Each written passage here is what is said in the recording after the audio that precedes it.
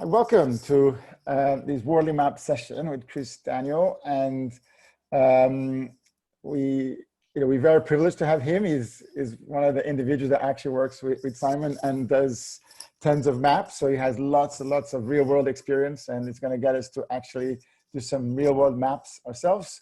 So I'm just here to give a very quick introduction.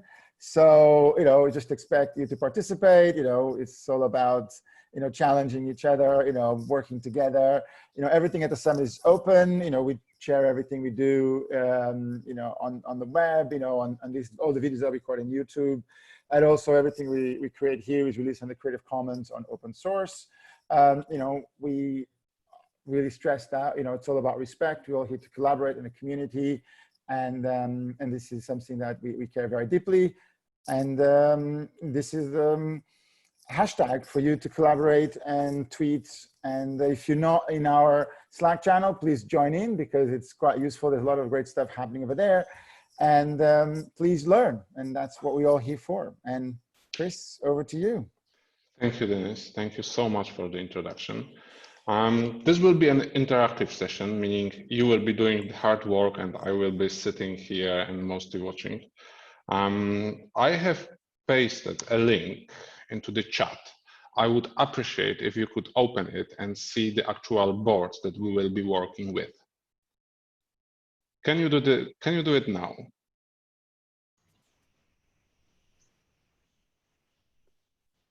Two, three, four. Okay, so let's start.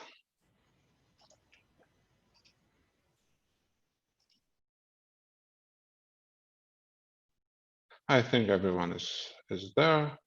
Welcome everyone. My name is Chris Daniel. I have been working with Wardley mapping for a number of years. I think 5, 6 right now. I believe I have made a lot of mistakes. Hopefully we will be able to learn together from each other. This is a practical session, and that has certain implications. First of all, Wordley mapping is a communication tool. I assume you have seen at least one Simon's video introduction or anyone else doing the introduction to Wordley mapping. So you are familiar with this communicational aspect of Wordley mapping, and because of that, you will need to communicate. I know that Dennis mentioned earlier that we should respect each other. This doesn't change, and that if you want to protect your privacy, don't enable your video and don't say anything sensitive. This is actually the point or the presentation where you should be talking to others. And if you are in the position where you are more powerful or a dominant person in the conversation, you should take a step back and let others speak, because communication, challenging, and expressing your points of view over a single map is perhaps the most important lesson that you can take away from this workshop. I also would like to apologize for all the inconveniences, because preparing practical sessions is extremely difficult if you don't know exactly who will be the person participating in it. So there is a lot of assumptions, and I would like to ask you if there is anything which you feel is important to speak about, please do. I'm here for you. I'm here to help you with starting your journey into mapping. So if you want to discuss anything, don't hesitate. Either use the Slack chat, either use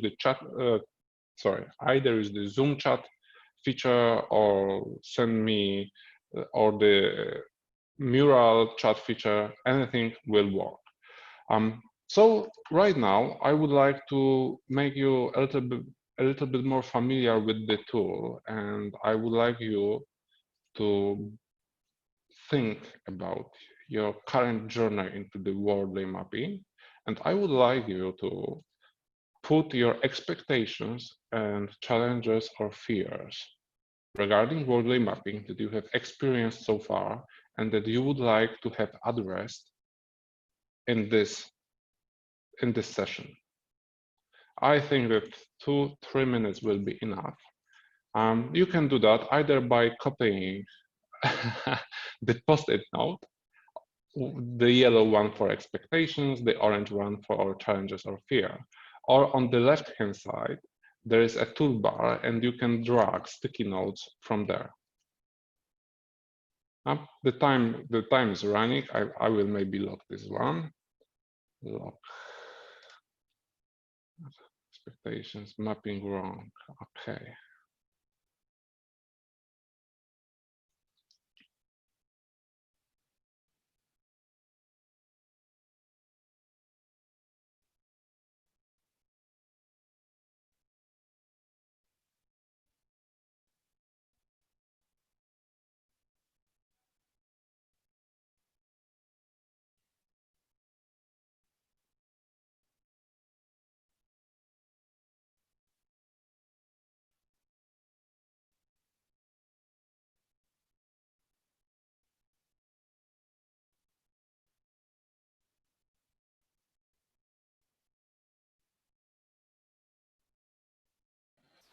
So I don't think you can copy actually the that dude, the yellow one.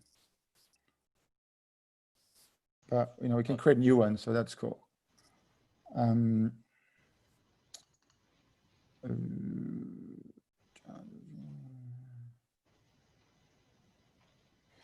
what tool is this? Mural is a competition of Miro. So it's Cool.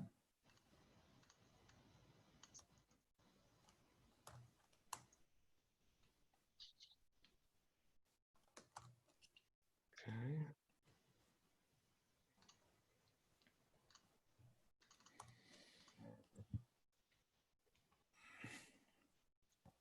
One minute left.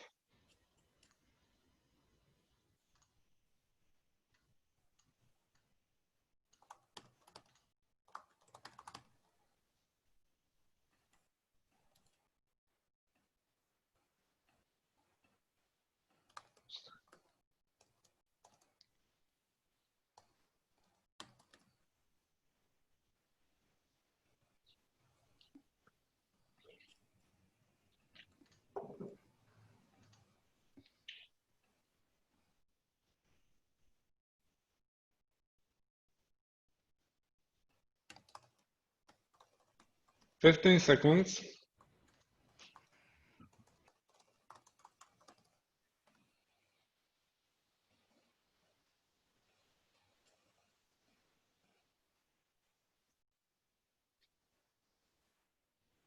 Okay, time's up.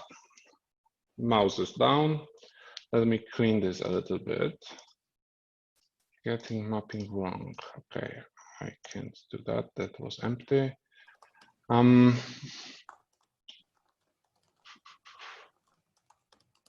Okay, I will try to cover as many of those as possible. I can see that 2 of you have mentioned that learning a new tool and that you haven't heard about Wardley mapping before.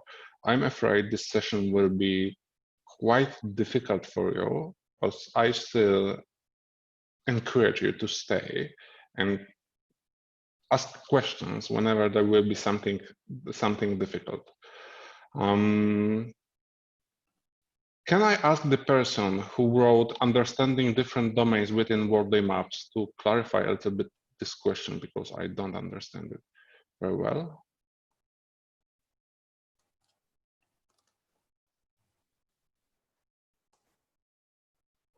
Anyone there? Nope. Okay. So I will do my best in that light. Okay, so where to start? Okay, I know.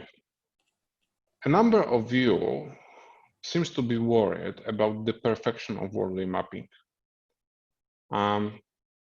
Missing something from the landscape, devising clear output from mapping, understanding different domains within Wordley maps, too many variables on the map, and arbitrary inputs manifest themselves. It looks like it's almost all about being wrong with the maps? So I have an answer for that, and let me find it. I think it was this one. And can you see this beautiful map that I wrote with, that I created with my coworker? Does it look readable? No. Not at all. The whole point is that it was brought to my attention that there are two kinds of Wardley maps. One type of Wardley maps are maps suitable for communication, where you have done your analysis, you know how the map should look like, and you are, nomen omen, telling the story to other people to convince them to your viewpoint. And this would be the map, this map of healthcare would be such a map, because it's clear, it has, I mean, it's not very clear, but it has plenty of dependencies. There is no ambiguity in it. We've discussed everything. We know what's our thinking. We know how to create strategy based on that map, and we want to convince the board, the customer, anyone. So that's the simple case. And probably in all the communication, maps that you are seeing are maps of this kind. Those are maps where somebody spent a lot of time thinking about a problem, drawing the map, and then making this map possible to understand to other people. But before that happens, plenty of people, or there are plenty of maps that look like this one, that are, impossible to understand without being in the discussion. This is a map for a shared service center, and if I mention shared service center, you probably identify some components and connect them with their evolution levels. But this is the map that we use to discuss stuff, argue about tax implications, about money, where are the business opportunities and stuff like that. So this is how your first maps should look like. Don't expect the map that is ready for production and ready for showing to your board. In the beginning, it's all about drafts like this terrible one. And if you have such a draft, then you can actually go to the OODA loop diagram. And if you create a draft, it's your first observation, right? Because you look at the problem, at the domain of your problem. You try to build this bigger picture. And in the beginning, it's very sketchy, it's very uncertain, and you are not very confident about it. Because why should you be? It's your first try of creating a Wardley map. Simon often says there is no such thing as a perfect Wardley map. I will leave that aside, but if you have created your first sketch, then you need to think about what actions should you take to validate it. Is the decide and act. Somebody in those questions mentioned that how do you devise clear output from mapping? You don't. If we have a map of any kind, we can think about what will change in the future because of the evolution axis, and we can think about what will happen if situation changes. Everything else is a matter of personal taste, personal risk appetite, and how much money do you want to spend on experimentation. During workshops with our customers, the result is rarely a map. Most of the time is a number of things that needs to be checked before even experimentation begins. Because when we draw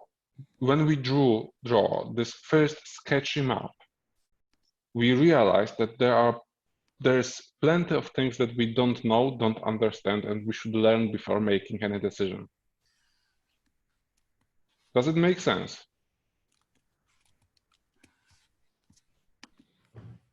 Yep. Makes sense. Is there anything else you would like to see covered in this particular space about expectations and challenges.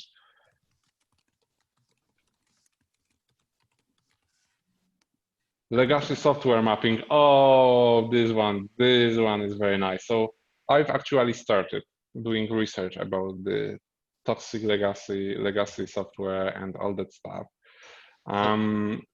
The one point, if I may ask, Chris, Yes.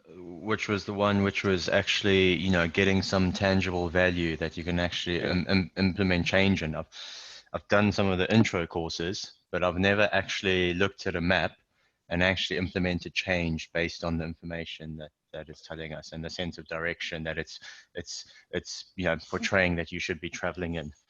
So if possible, it'd be nice to touch on that. Okay. We'll try to do that with practical example, and if not, then at the end I will try to cover this again from a theoretical point of view. Does it make sense? Thank you. Yeah. Yeah. Okay. Awesome. A way to use spreadsheets to create. No. To automate. No. I'm not going into that direction. This is so I help our customers to use Wardley maps to make decisions and create plans. I don't look into the specific tooling, and I trust we are still far away from even knowing how those tools could be usable and how those tools could support the process of creating Wordly maps. There is some experimentation happening in the community, but so far, pen and paper, post-it notes, boards like this seems to be most usable for creating a Wordly map. Okay, so I would like to take you to the next point, which is the evolution axis. Just to remind, I'm sure you all know this, but the core of Wordle mapping is the evolution axis. Please don't mess with it. I have to look it. Is the evolution axis, and evolution axis relies on the assumption that everything, every component, every activity goes from the genesis to commodity utility. In the beginning, we have a lot of uncertainty. It's an experiment, highly unpredictable without market use. In the end, it's something that everyone is using. The market is settled and full, and the brand doesn't matter, and everyone knows how to use it. It's very simple axis. It allows you to think about what will happen in the future in terms if you, for example, see a component that is in the product or rental. So and then you can anticipate and will move to the commodity and all the characteristics will change.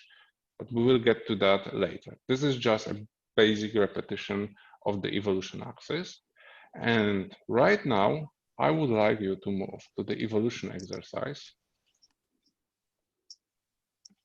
And let me summon everyone to the evolution exercise.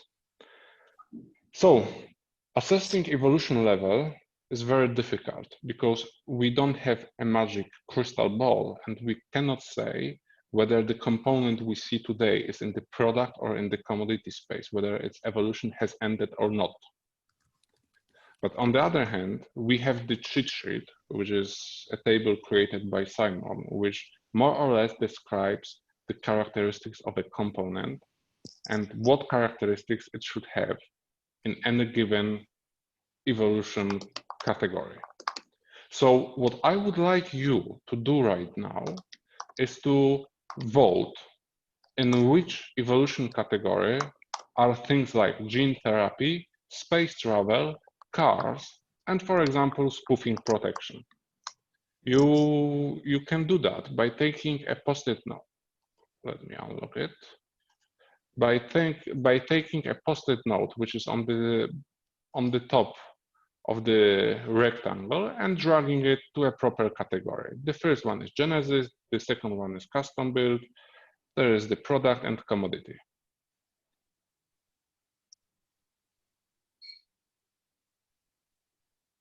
Okay, everyone please. Okay, so something's happening there.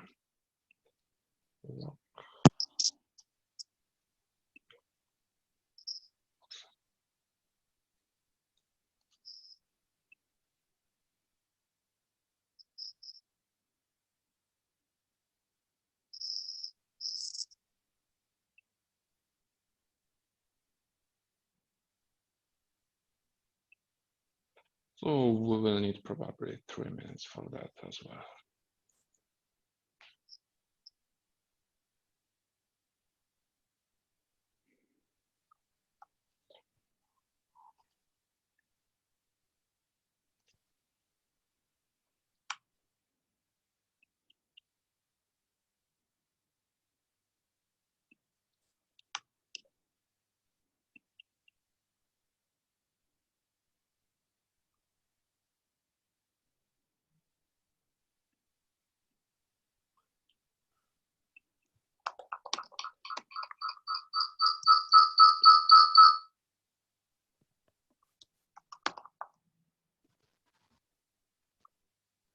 I can see a question. Should evolution be measured by the industry standard, what possibly exists, or according to our own implementation, adoption of known standards?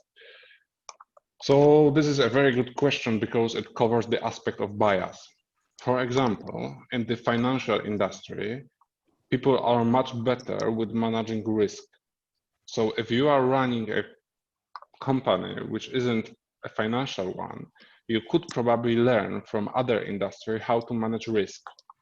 So it isn't as much about the industry, but about the best possible implementation out there in the world. Your perception of a given component may be different than other people, and this is what we call bias. If you look at your own organization, you will find things which are custom built, but commodity or product equivalents may exist out there in different industries. So I would aim always for the very broad picture and look for similar components everywhere. And then if I wouldn't be able to confirm them, I would look through the lenses of the industry and then through the lenses of my own company. Okay, so it looks like you are not moving, you are not voting about the maturity of components. So somebody's moving this. Please stop. Please stop. Oh, okay. So gene therapy. We have a few dots in the Genesis category and a few dots in the custom build space. And you can probably observe that custom builds are closer to the product, and some people believe it's in the Genesis. And this is exactly the bias.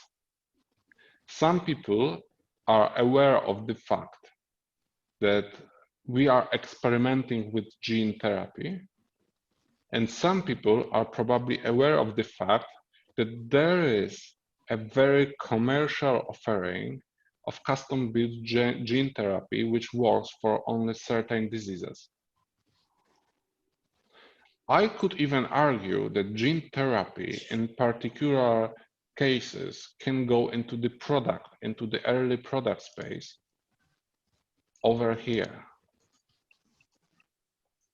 But the whole point is that if you see a split, for example, in your team, where a group says it's Genesis, other group says custom build, it is either because one group knows something that the other don't, or the component is too big actually, and there are different aspects to the component. Some of them are commodities, some of them are in the Genesis, and the component could be split into two cases, like for example, gene therapy for cancer, definitely Genesis, gene therapy for leukemia, probably custom built or even product, right? Space travel, Genesis, one dot, it's outlier.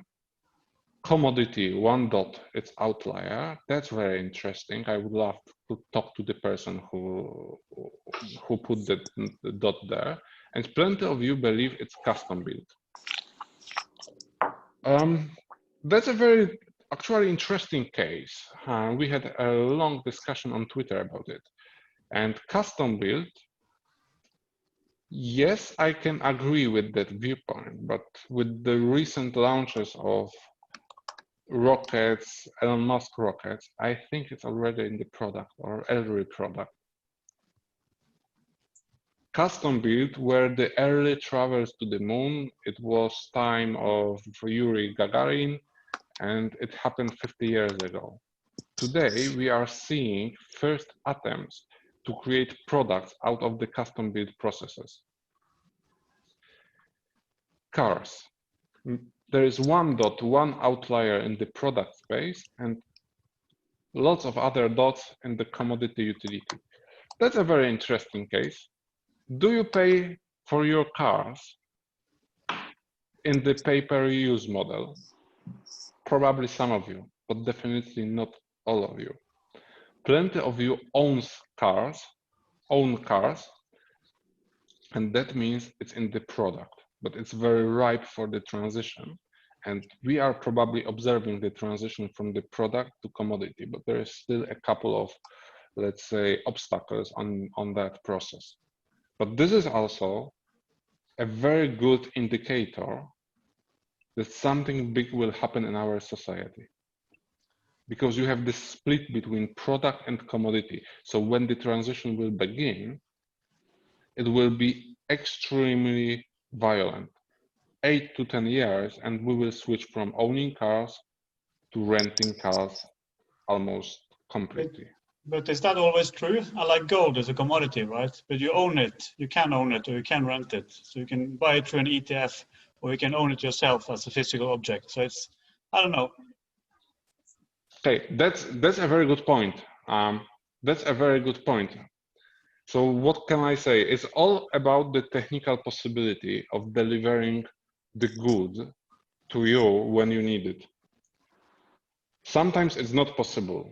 Some people would classify light bulbs as commodity utility and you have to own it. On the other hand, because there is no efficient way of delivering them to people who need a light bulb. But on the other hand, if you have a car which could work as an autonomous taxi in certain spaces, it probably will do, and you will not own a car. Or you will rent your car to work as a taxi, but in the long run, I don't think there will be ownership model. And more on this. Actually, if components are expensive, there is bigger incentive to rent them than to own them, because they are expensive and you can use the capital that you save in different ways. It works for individual people, but most importantly, it works very well for organizations because you free capital and you can invest into something more, let's say, into something that will make you stand out from the crowd a little bit more than using commodity utility service. Money that you save from renting or paying per use can be used to trigger experimentation in other fields. Does it answer your question? Yeah, but I think it's like if you buy bricks to build a house, right? Yeah. You don't rent a house.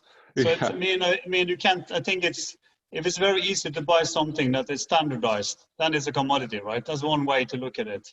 Yeah. And if it's like a product you can only buy as a product, that's another way to look at it. You can't, sure, you can't buy it, right? You can only rent it, Yeah. right? But So, still, yeah. So this is actually a very interesting topic, because Wardley mapping has a theory that says it moves to the commodity utility where you have pay-per-use model when the brand doesn't matter, etc., etc. But actually, can you bet on that transition and invest in building bricks as a service? That's a completely different story, right? And this is the point where I would advocate being extremely careful about jumping to conclusions.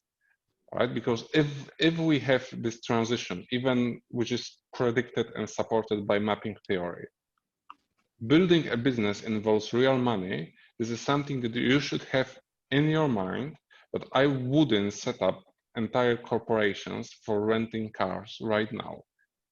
Maybe somebody will do, but I don't think it would be a wise direction. For me, how I use Wardley maps is to mostly define existing state and figure out where are things that we should experiment in order to move slightly components to the right and move into the future or create something that others don't have. So the way that I really kind of clicked on this was when, and there's a post from Simon on how he got to the conclusion. And there's a great analysis that he looked at tons of publications, i.e. how was the industry talking about each of the different stages. And then it became that this case where on the Genesis, people were talking about the wonder of something. Wow, we can do something like this. On the custom build, people talk about, look, this happened. Look at, they start to talk about the fact that somebody's doing it. On the product, they talk about features, this product versus that product, this product versus something else. And on the commodity, they almost talk about the uses, like what happens with it, right? So almost like that, whatever that thing was, becomes kind of invisible. And the publications talk about the offshoots, i.e. the new Genesis and custom builds that were created by that commodity. And sometimes what you have is you have situations where things don't become a commodity because there's an attrition in the market, either by physical limitations or just because companies, have decided not to go there because they're more than happy making money on the product stage, which basically leaves them vulnerable to somebody commoditizing, that world. Thank you, Dennis. That was very useful explanation. Okay, so questions, issues, and interesting topics we should cover that you would like to have covered a little bit more about evolution. If you could use again a post-it note and state anything that you would like to have covered, 2-3 minutes should be enough, and then we'll try to address that.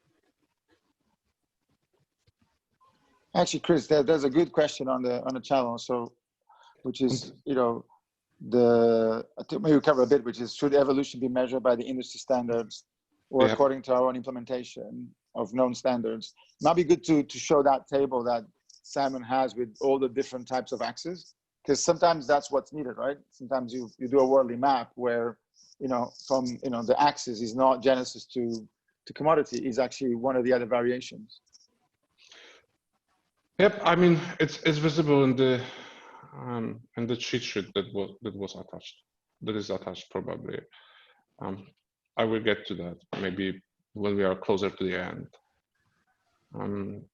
Yeah, I have found that sometimes the first maps that you present, it's actually easier not to show the Genesis. It's actually easier to just show sometimes from bad to good, because that's something more natural. And even on security, I've done maps where you go from not vulnerable to vulnerable, insecure to secure, because that's also very valuable, because you can see that evolution from left to right. Okay, so while you type, I will start answering those questions. What is doctrine that is talked about, and how does it relate to the evolution? So I will paste the link to the tool I have written. There is doctrine listed, possibly with some explanations where I managed to create them. You will probably find many others. And doctrine is the set of principles that Simon believed that are critical to running a successful organization. It doesn't relate to evolution almost at all, right? It's stuff like know your customers, know your user needs, avoid bias. This is one that actually relates to evolution because you need to go and seek things that confirm or disprove your thinking, right? Designing for constant evolution, like, for example, you cannot invest too much in a particular market niche because this niche will sooner or later close. You have to think about all the things that are coming in the future and constantly adapt. If you look at the table, it's pretty self-explanatory, and I'm sure you will find plenty of materials. But what I want to emphasize is that doctrine is not very connected with the diagram of Wardley mapping. This is just a set of very useful principles. If you are designing a business, if you are trying to draw a Wardley map, it's good to know those things. Sometimes it's good to operate them. You can use doctrine to evaluate how efficient is your organization just by doing good, medium, or green, amber, or red, which means weak. You can evaluate your competition. And if your competition are more red than you, then probably you don't have to do anything because they are slow and not able to respond to anything. So I will put that aside. How this can map security activities? We will do that. Can you share the evolution cheat sheet? Yes, I can. It probably cannot be found via Google. So if you cannot download it from this big board, it should be possible, but if you cannot, I will send it to you after this call. Electric cars versus cars, unbundle and bundle, yeah, Tesla versus outsource of Volkswagen. This is pretty interesting. Okay, so what is happening in this space is that we have a number of very well and quite successful motor companies that have found their best model of working. And they've become so optimized that they are basically unable to change. I mean, the change is happening, but very slowly. On the other hand, we have Tesla, which is a rather small company. And in the beginning, it was using a lot of custom-built components. You cannot outsource custom-built components because you cannot describe them. There is too much uncertainty. So if you want to learn fast in an environment that is changing very fast, and for example, for electric cars, which with each car you are learning how you can produce it cheaper, with each mile driven, you learn how to operate it cheaper and safer. You have to change very fast. You cannot use outsourcing because renegotiating deals will skyrocket your costs. So what we are seeing is a set of very major traditional car manufacturers and a very nimble in the beginning, because right now it's gaining scale, a very nimble, fast-running competitor betting on something and succeeding or not. What will happen probably in the future, and you probably see it right now, you can see it right now, is this connection between the brand and car parts that are being used in production. I've heard that Volkswagen Group is working on autopilot, and they are going to make it open source. I'm not sure if this is true, but I would love to have it. I would love to have it confirmed. But how do I see it? I see transition from combustion engines to electric cars as a replacement of an engine. Tesla, as a smaller company, is learning fast. But on the other hand, you see all those major car manufacturers that are looking at components that are really important, such as the autopilot. And they are trying to neutralize the competitive advantage of Tesla. Because think about it. What will happen if you take a Volkswagen Golf or any other rather affordable car, you take out the combustion engine, you put the batteries and the electric engine, and you add the autopilot. That's like, that ends the competition, that ends the market, or severely limits the market for Tesla. This is where competition will start. And because cars are so complex, you will see sooner or later traditional manufacturers trying to define components and outsource them to companies that can provide them faster and cheaper than those large manufacturers can. Tesla holds competitive advantage for now, but this competitive advantage will vanish, I suspect, in the very predictable future. It's also interesting that Tesla open source a lot of its old patents. So they actually commodize a lot of the old stuff they have made. And the new stuff is not, is for them only. And they also take a lot of parts and produce in-house instead of outsource it. Yep. So I read like a Volkswagen Golf, I think was petrol version is like 95% outsourced, something like that. But the electric car is like 70% outsourced. Yep. Yeah, it's a big difference. And it's like you move to commodity more instead of like custom built. I mean, instead of parts of it, custom built and parts of it is commodity, right, of the car. Yeah, possibly some parts are not in the commodity, and it will take in the electric cars, and it will take time before they are a commodity, and when they will be, they will be common for, I think, all the cars. I can see the question in the chat, which says about have domain-specific doctrine, generic, always useful security principles, and then compare yourself with competitors. Yes, that's a very good suggestion. If something like this will emerge, I will be very happy to promote it. We often buy products which we have to customize heavily and with a lot of effort. How would you categorize this? Okay, so we are entering a space of, I would say, fashion or customization. So what we have a very mature base, like a very stable one, and a very efficient components. And out of those components, we assemble solutions that look like they are custom built. Is the impression. They are not custom built. I mean, they are some sort, because the composition is custom built, but the components are very heavily standardized. Because they are standardized, we can customize things without putting too much work in it. If you think about cars, it's actually going through the menu, through the confusion of choice and stuff like that. If you think about, I don't know, buying furniture for your house, right? It's almost all about customization, but very rarely you get furniture made for exactly your house and your lifestyle, because that's too expensive. Most of the time you go to IKEA, look at the available components and think about how to arrange them to fit your vision of your house. If you think about fashion, almost all the components are standardized, and the only thing that differs is design.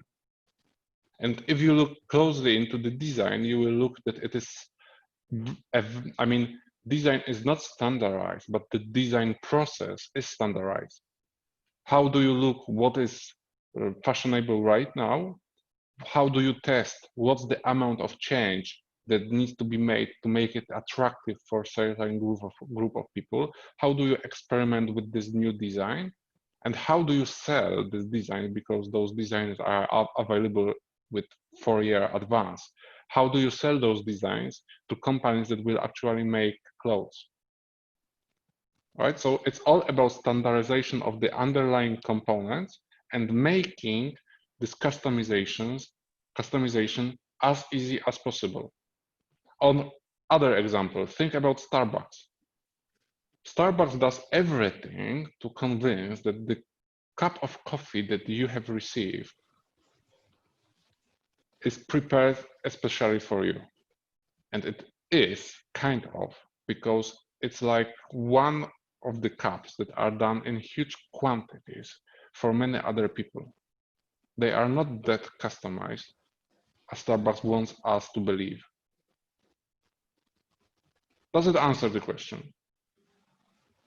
It was my question. Thank you for the answer. Yes, it does to a certain extent. We have the problem that we often customize so much that it's not standard anymore. Think about huge business software, SAP. It's standard, you customize it, and then comes a new release, and you cannot change to the new release because of your customization. Where would you put this on the map, this problem?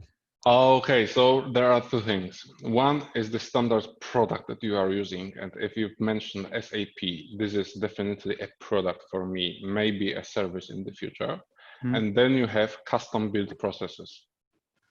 And the trick is that some of those processes are very stable in the utility space.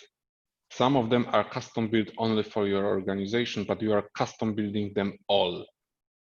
And because you are custom building them all, you are creating a lot of inertia to change. Because you have small investment in the platform and a huge investment into your custom built processes, even if they shouldn't be custom built. Yes, that's correct. Yeah, and that makes this makes it all very painful. What I could advocate in this space is to think about the processes that could be realized by other tools, especially those that cover very mature processes. I don't know, there is some software which supports customer support. I bet they have integration with SAP. So it may be easier to buy a dedicated process supporting solution and integrate it with SAP than write every process from scratch, specifically for your organization. And then it may turn that all your competitors move to easier solution and you are stuck with those custom built processes and you cannot change them because that's expensive. Okay, yes, understood. So I would more or less go from the product space on the axis to the custom build, move it a little bit to the left because we're stuck there, and we can push it back to the product by defragmenting this complex block, taking out parts which are heavily customized, and trying to add another product which interfaces with the standard product. Yes. Is that correct? Okay, thank you. Yes, that's correct. Thank you. Okay, so with those questions, we are approaching half time. I would like you to do a simple exercise. I have just uncovered a number of different maps. I would like to ask you, Denis, to split people into the groups of 3 or 4. But before that, there are actually 2 exercises that you can perform. One is the classic one, is the New Year Eve party. What you have to do in this small group is to think about your mission, most important stakeholders, their needs, what components do you need, and what's the level of evolution. That's all. We are not doing any strategy with this one. You are just creating a map in a small group. You try to talk to others and come up to a common vision of how the New Year Eve party should look like and what you should have in it to make it successful. The second challenge that you may choose is the personal security value chain. And this is again, your mission or scope. Why are we doing this? Who are the stakeholders? What are their needs? And what are the critical components? And what's the level of evolution? For example, for me, when I was doing this map for myself, it was like, I want to have a secure internet access to my bank account. And on the bottom of the value chain, there was a cell phone for 2-factor authorization. And if I found that my cell phone was the single point that supported all my security online, I started paying much more attention to how to properly secure my cell phone and what can I do with it to minimize the risk. This goes back to the question to the person who asked, how do we use this in security? You create a value chain for your company, for yourself, or for any problem. You look at components which are involved and necessary to deliver any value, and you think about how can you secure each of those components separately. Does it make sense? Do you understand the challenge that's in front of you?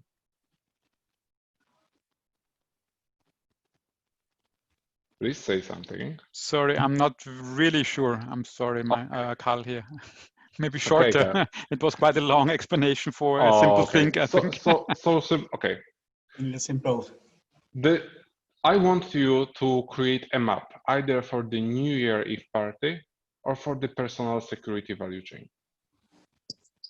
That's all. Okay, good, yeah. Great. And good. we use the ones above, right? So we use the things above: Team 1, Team 3, Team 4, yes, Team 5. And Dennis, if yep. you could split the team into smaller groups of 3, I would really appreciate it. Cool. So unfortunately, I'm going to have to drop off. Apologies all. I think there's going to be a lot of value here. I really wish I could stay to do the practical, but I've got to do another meeting. So please excuse me from the grouping, Dennis. No problem. That's cool. Right. So I'm going to just put them randomly there, right? So it will be 2 groups, I think. 2 groups by 4 people. Yeah, it should you want 2 groups with 4 or 2 groups 3. That will work. Yeah, actually, I think we lost 1. Actually, let's make two groups. Actually, right? We create. It's probably be easy like this. Yeah. So, okay, and what up? Cool. So I put you in one and me in another, so we can help. Okay. Okay. Awesome. So yeah, all rooms are there. You guys invited. What I'll do is I'll pause the recording, and then we will come back. We started. Perfect. Thank you. Cool.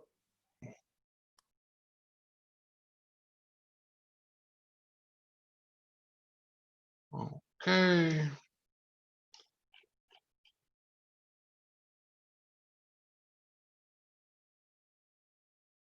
So, folks, you have done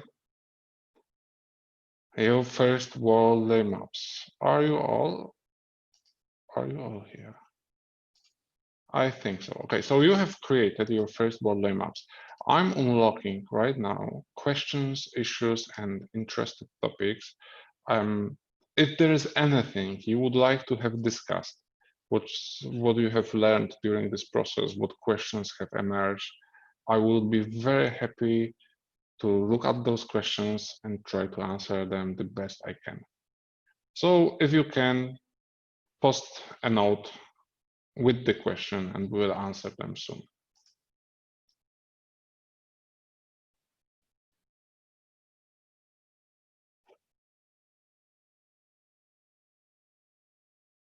No questions?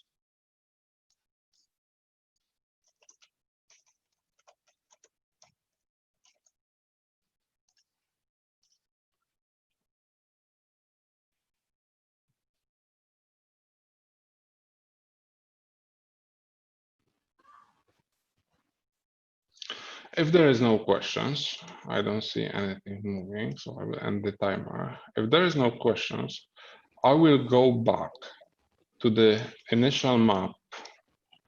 So I was just going to say, is it worthwhile just presenting the maps that got created? Yeah, that's always worthwhile. We have 2 maps. Team 2. Who would like to present this?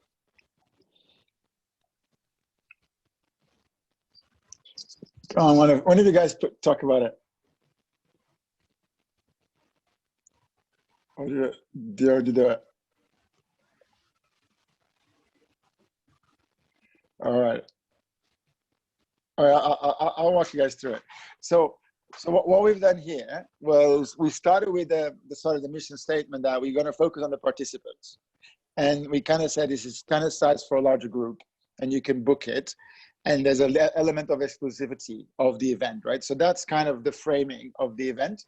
And then we start to sort of map the participant needs an event that he's going to go to, the event needs a venue, and he needs entertainment and catering. So that's kind of, and you can see that the event location is a little bit exclusive because it kind of, it's not just something you go to a hall and get it, So the event is exclusive. The venue is something that you rent, but then we put entertainment sort of in the middle between custom building product, because the idea is that, again, it should be a little bit exclusive. It's not just something that you can go other places. It's maybe a special band or something that it's customized a little bit for the New Year's Eve, so you can kind of charge for it, right? And then we'll kind of start talk about the security concerns, right? And okay, it doesn't really work from a Mac point of view, not traditional, but what we actually mapped was where the security concerns will be before COVID, which is to the right, and where they arrive at now in the COVID time, which is to the left. So can you see that, the security and concern on the right is, is when, before COVID, we barely, thought about the security of the venue, right? You do a general thing, but you expect every venue to have a depth of security, and especially from a health point of view, you don't expect to go to New Year's Eve and contract, a virus, right?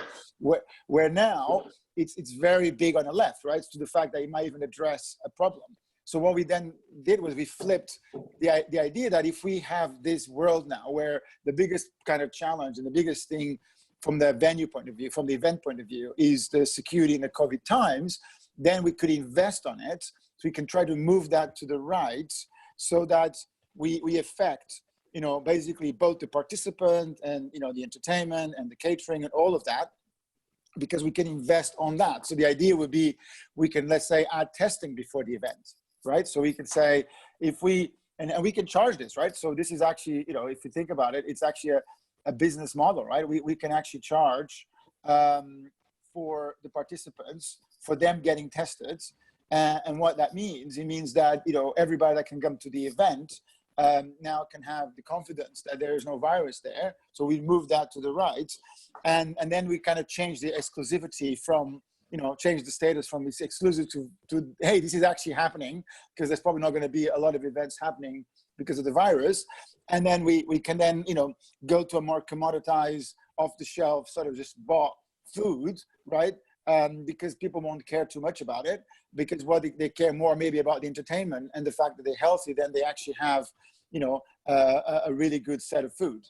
So that's kind of, you offset the cost with catering by using more commoditized, not maybe Marks and Spencer's, but kind of like a variation of it, right? Or just, order from some takeaway, outfit, and then, invest on the security in the COVID time. So you move that to the kind of right. And ideally we'd have testing and other stuff there sort of in the map too. But then that kind of is our strategy. So if you see the outcome of the map, it became very clear that if we don't do something about, invest in COVID times, then we will struggle to have a good event. Yeah. So so this is also an explanation, and what I can add. There was a question earlier about how do you derive outcomes from a map. This is one of those examples. The situation has changed. There is different security. There was a well-known security and safety procedures before coronavirus. Right now we have something different. It may be worth to experiment or play in this space to get things right. We in the team 4 have created a map, and the mission was really simple. It was to have the best New Year party of our lives. We started thinking about who should we invite. It was a question. We decided to make a party for friends and family, and then we started to looking at components and figure out which of them will make a good party, and we started getting into discussions about how specific choices like the music selection or drink selection affects our mission, and changes or influences the overall vision for the party. Right? This was the question about getting into details and how those details influence the very broad mission statement. And then at the end, we started thinking about how can we apply security and safety measures to individual components? What will happen, or what should we do to prevent food from being poisoned or toilets from being clogged, because the entire party seems to rely on the availability of commodity components such as toilets and accommodation. What will happen to the party if those are removed or rendered inaccessible? Right, so this was our very short attempt to define security practices around throwing the best New Year party of our lives. Do you have a time machine in there? That's a long story, yes. Sorry. Yes, there is a time machine, and time machine it's actually an example of a component that would be nice to have, because you could go back to the New Year party and live it again and again. But on the other hand, it's in the genesis phase. It's in the experimentation phase at best. So you cannot rely on a component that is in the genesis phase because it poses too much risk. Therefore, we have also camera recordings which serve the same purpose as time machine, with the exception that they are in the commodity space and they induce much lower risk than time machine. Does it make sense? Okay, so we've looked at those maps. I still would like to go through this map for the healthcare industry, because people ask me, how do you derive strategy? So let's everyone, let's look at this big map, and this is the map of the very generic but healthcare sector. So we have patients who want to have high quality of life, and that means that they want to stay healthy. And on the right hand side, you see traditional healthcare. This is personnel, this is capacity planning, there are some means of communication, you have to book appointment to go to the doctor, there is some triaging process. But on the left hand side, there is custom built space which promises competitive advantage in the future. AI assistance, AI diagnostics, it's already happening. Some research, patient health records, population health, maybe even genomic platform management, still stuff on the left. So if you have a map like this one, then you think about what would be most beneficial for your organization. And in the healthcare industry, it's all about using AI to reduce the strain on personnel. Because personnel is right now the constraint. We have only a limited number of doctors and we cannot produce them in large quantities very fast. It takes time and a lot of money to educate doctors. So we want to use AI to help them.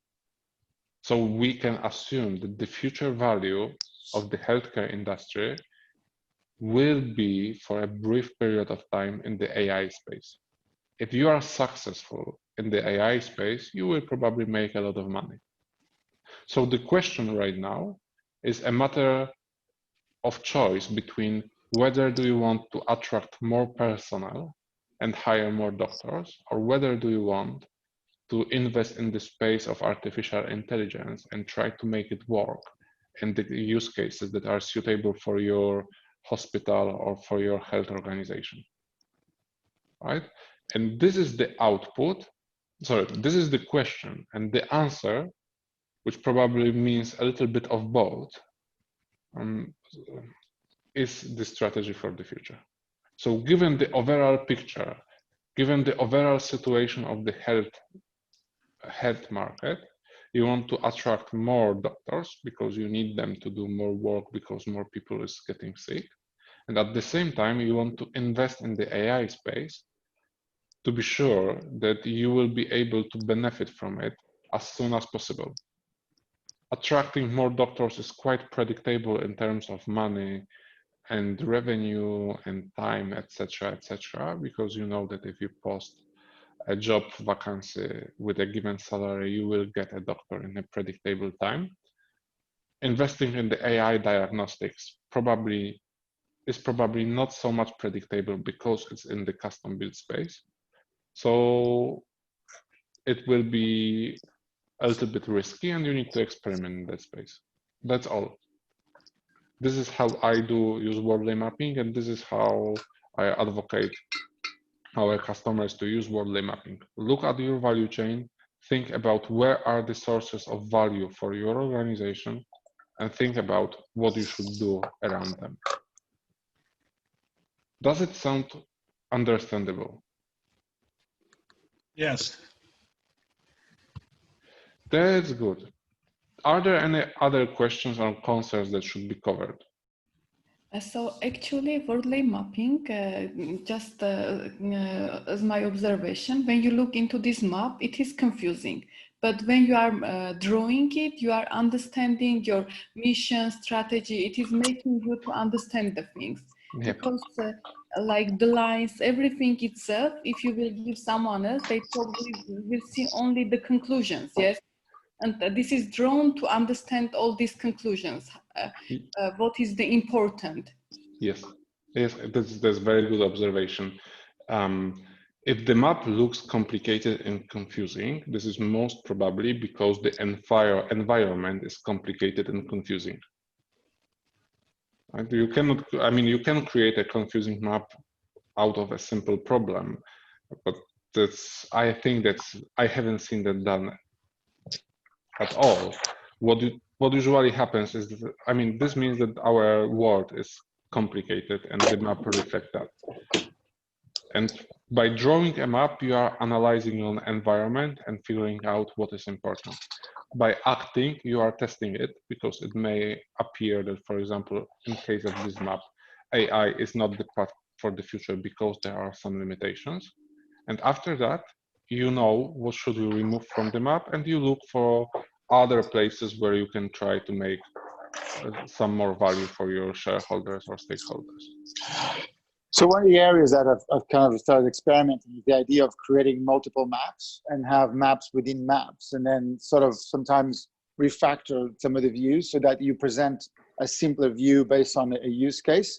It's kind of like sometimes how I like to do thread models too, which is, you know, sort of a thread model is actually a graph because you need to make it into a map. But sometimes what you want to see is a version of this that is simpler, i.e. has less nodes, because that's the story that you're telling. But it's also very powerful to see it all in one go. And in fact, it's super even more powerful when we have multiple parts of the organization that are doing the same thing, that if you put the maps one on top of the other, and Simon has some great examples of that, you catch a lot of duplication, you catch a lot of inefficiencies, because one part of your organization might have figured something out and the other, you know, like is on a commodity or product, and the other is still trying to figure out how to do it. Yep. Very good observation. But I really like the idea of doing maps within maps, where in a way, each of these dots should kind of almost be a map in itself. And sometimes because it should help to where that is the anchor of that map. Yeah, exactly. I mean, look again at the AI assistants or AI diagnostics. Those are pretty big components.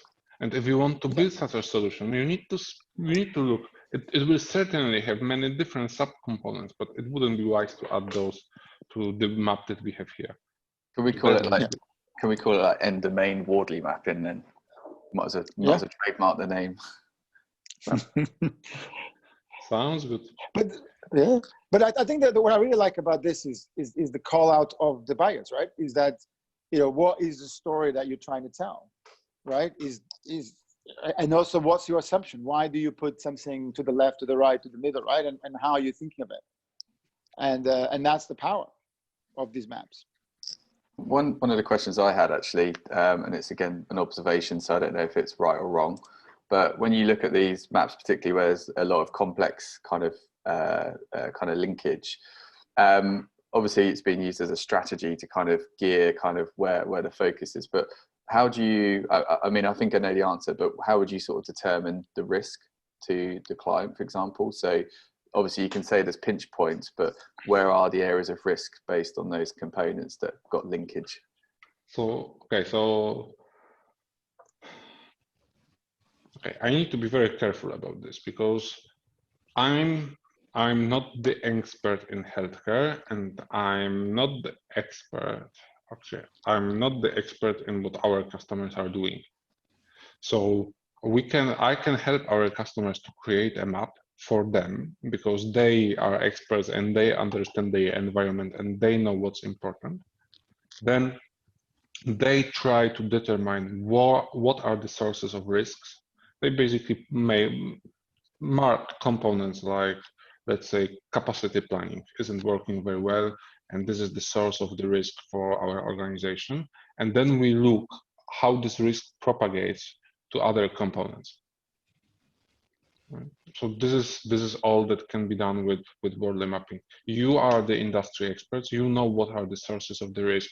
Maps will not tell you much more about it, with the exception of components that are on the left-hand side.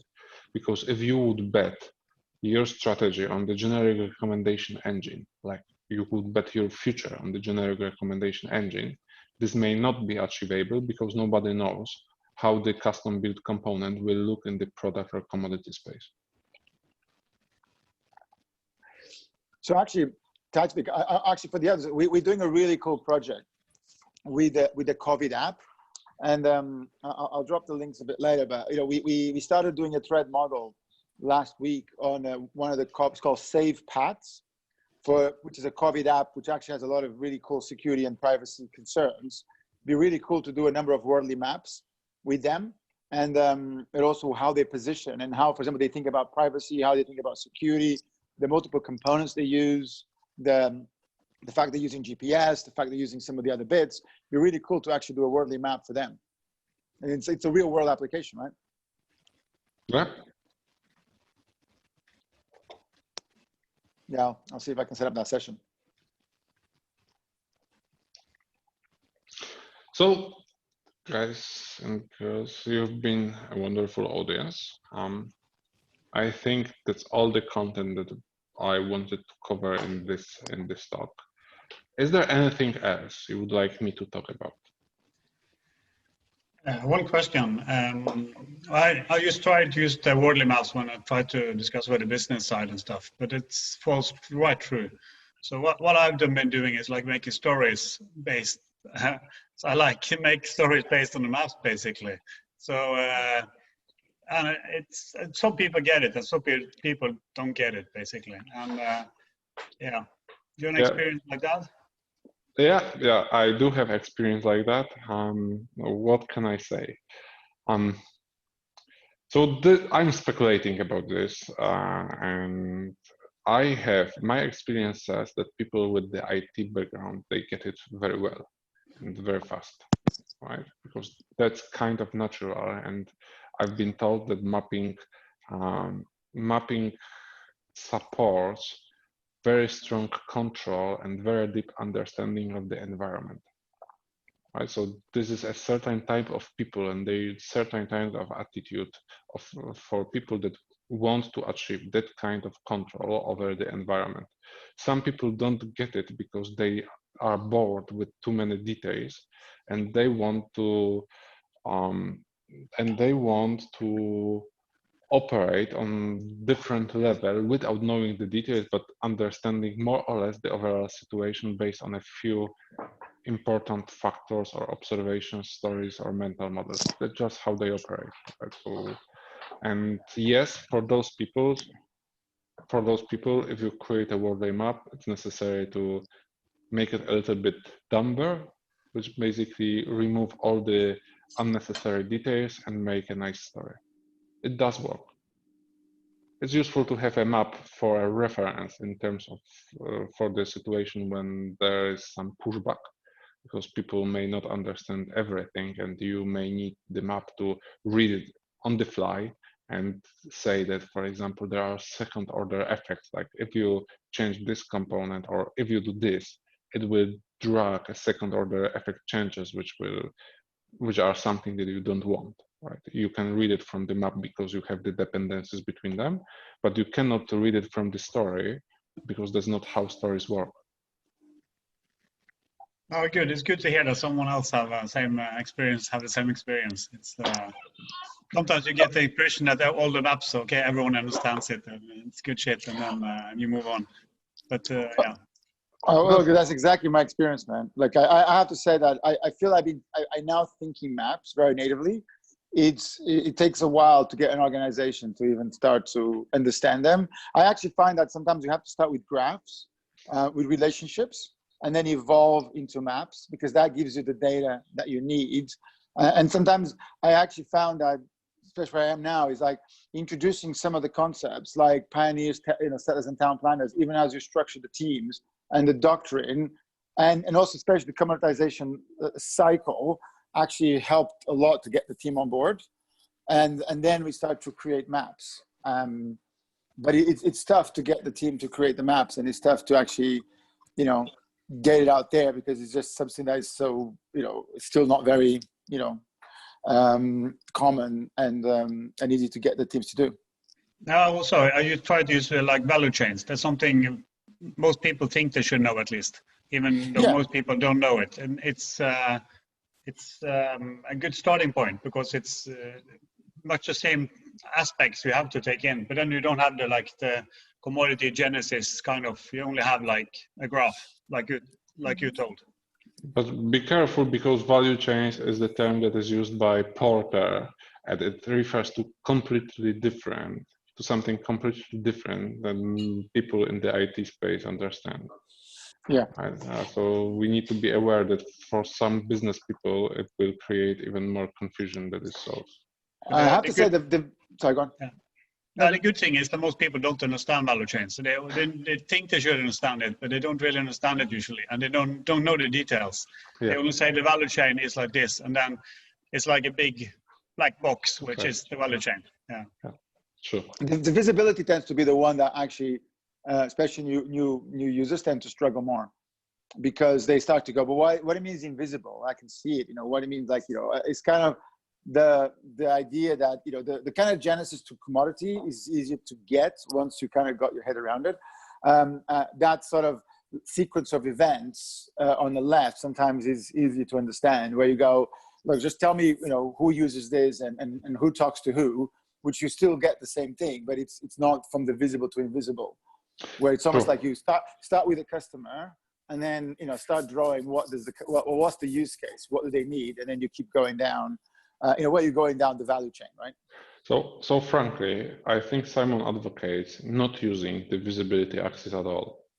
If you look at his recent presentations, the visibility or value axis is gone altogether, and you are starting with customers or users, and basically there is only the chain of dependencies and the evolution axis. Because, as you said, explaining visibility or value is extremely difficult to people, and the explanation, when I try to understand this space really deeply and be able to explain it, it takes too long compared to the rest of the material. It's like half a day just to understand this one, and not everyone knows what's a partial order. And if you have to introduce that, that's. So I had a question for you. How do you apply climatic patterns, for example, on a map like this? Tell me something more about this question, because the process for me, it looks like, it depends. Okay. So first of all, a lot depends on the actual challenge that is in front of us. The pure usage of mapping is like this. First, you start with your entire environment.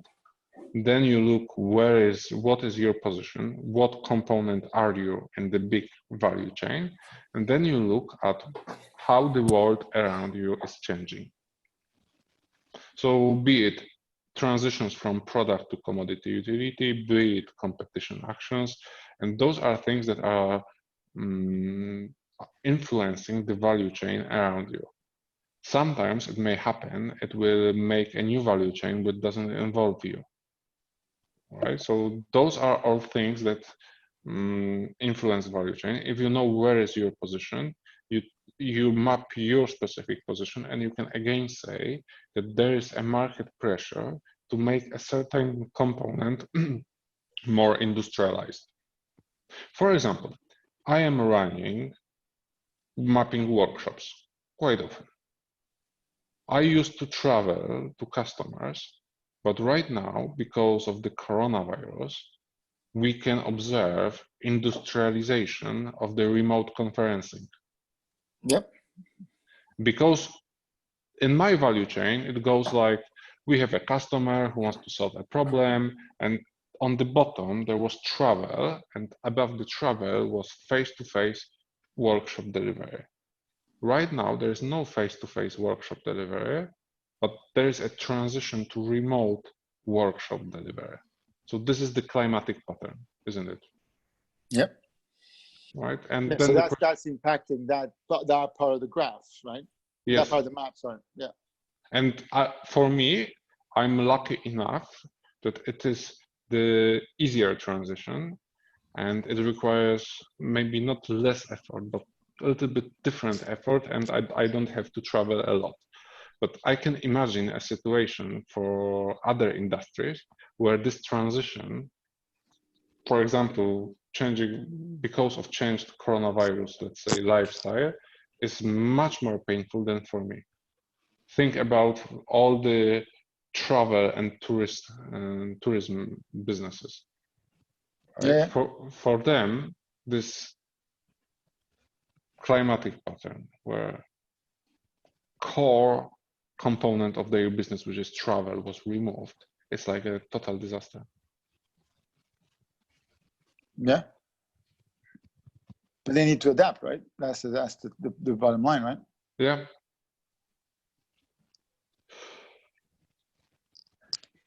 Okay. Cool. I think we are running to the end of the session, or we are Right. at least 20 minutes after the time. I will give you a couple of minutes back. Thank you. If you have any questions, my nick on Twitter is Wardley Maps. I'm happy to discuss Wardley mapping almost any time, so just drop me a line. I will be more than happy to help. So we have a number of sessions next Monday and Tuesday, right? With Simon participating. Make sure you're there, right? Definitely. Definitely. If you have the chance to go to a session with Simon, you should definitely use that opportunity. Yeah. Great. I'll stop recording. And Great thanks session, for by the way. the session. Thank you. Thank you, Yes, guys. very good. Cheers, Thank you guys. for me too. Thank you. Thank Great. you.